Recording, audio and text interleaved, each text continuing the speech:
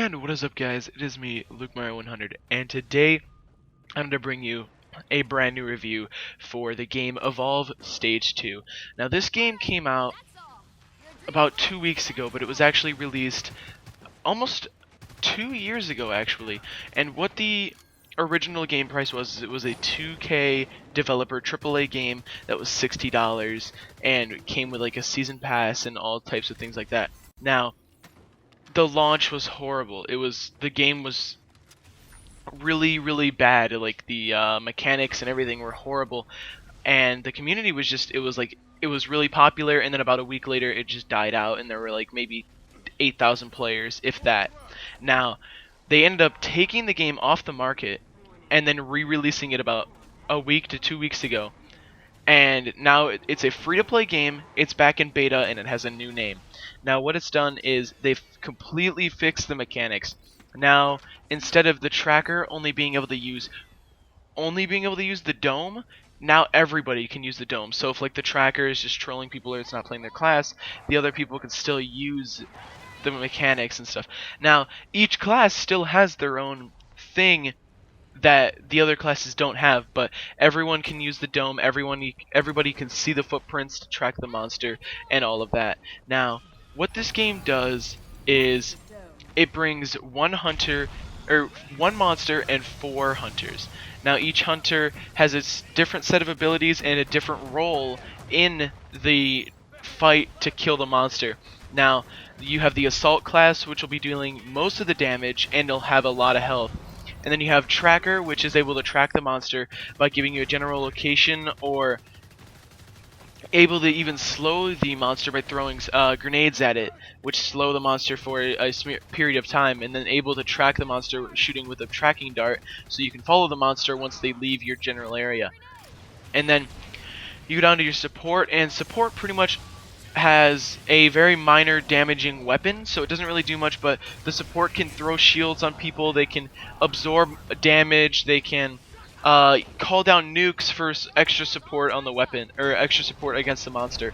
And then you have the medic, which is basically only there to heal. They'll have constant heals, they shoot healing grenades at people, but then they also, if they get into an encounter where they need to shoot the monster, they have napalm grenades, which pretty much is just a second adaptation of the healing grenade. And they have different moves and stuff like that that'll give people adrenaline boosts and different game mechanics like that.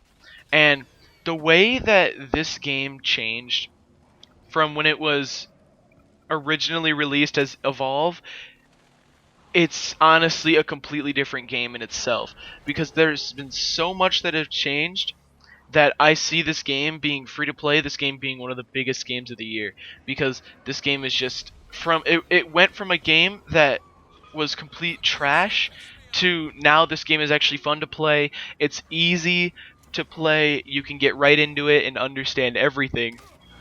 And either way, you can be on the hunters or the monster, and you'll still have a chance of winning. It just kind of depends on teamwork and skill. Now, with the hunters, what they do is they need to find the monster from where he spawned, and they can follow his footprints, and they can tell where he's at, and by following the footprints where the monster will literally leave them behind, like a trail of breadcrumbs from like Hansel and Gretel or something like that. Now, the monster, their objective is to eat as much wildlife as they can so they can evolve to stage 3, where they can either kill all of the hunters, or they can destroy the power core. Now, the power core is really, it takes time to get to the power core, and then it's instant end game. So as long as the monster can destroy the power core, the game ends. Now, the monster throughout the entire game has a chance to kill off every hunter. Now, it is definitely way more difficult at the beginning because they don't have as much health or as much shield, or their attacks aren't as strong. And when you're compared against 4 against 1, the game is a little difficult. So, in the original game, it was the monster had to run as far as they could until they could get to stage 3, and that's when they would try to kill everyone. And you would just walk for 20 to 30 minutes without seeing a glimpse of the monster. But now it's if you find the monster is actually able to attack you. He's not going to die on stage 1, because in the original game it was, if you were attacked on stage 1 as a monster, you were dead as stage 1. You weren't getting out of it.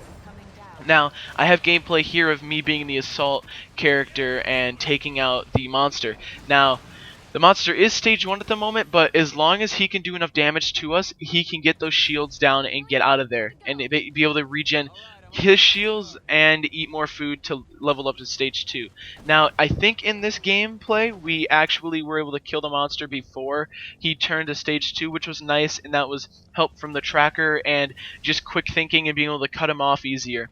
Now, the way that the hunters work is sort of confusing, but it's also really easy to get a hold of. It's confusing because in the original game, each class had their own specific role, and if that class wasn't playing their role, it was end game. Like, no matter what. Like, if a medic tried to only shoot the monster, then everyone else was dead. Now, it still is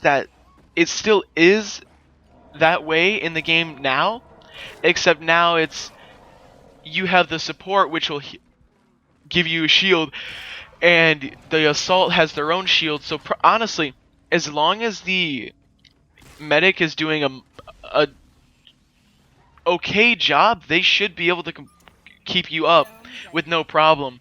Now, I've had it where some monsters are more difficult than other, like the Kraken is more difficult because he's flying around, so you can't shoot him as easy. But it's just the game mechanics from now versus back then when it was first released are way better, and they're completely brand new. I really enjoy these ones better than the last ones.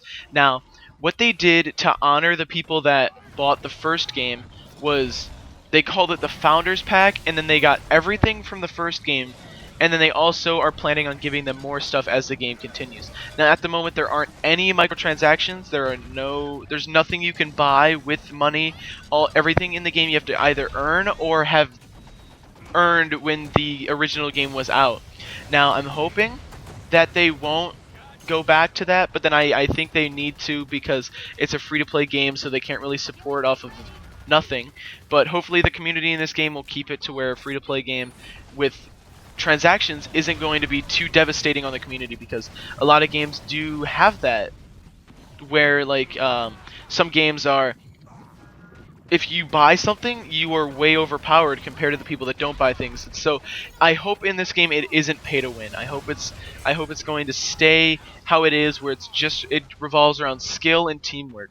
Now, honestly, guys, this game is great. Back when it was first released, I would have had to give it like a 2 out of 10, but now I'm gonna have to actually give this game a 9 out of 10, because I've been playing this game for around maybe 8 or so hours. I've been playing the game for 14 hours, so a little more than I thought I did. That's not even a full day, and I've been playing this game. I have not played any other game since I've downloaded this game. So this game is way worth your time if you want to get it. It's free to play, so why not try it out? Now, I have heard that some people can't run the game. Now, I don't know how that is, because the people that I've talked to have actually had better graphics cards and better processors and better everything than me. They have put more money into their computer than I have. Now, me, I'm running a 760 GX.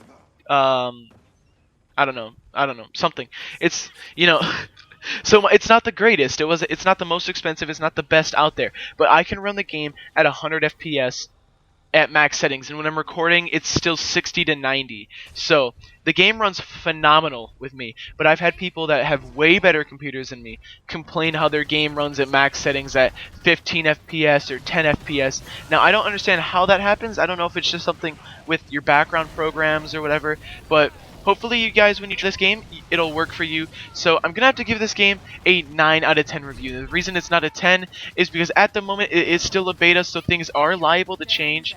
So this isn't a fully finished product, even though technically it's the original game just revamped. So I hope good things come from this game, and I'm going to let you guys see till the end of this where we end up actually killing the monster. So I hope you guys enjoyed the video. Like and subscribe for more, and goodbye.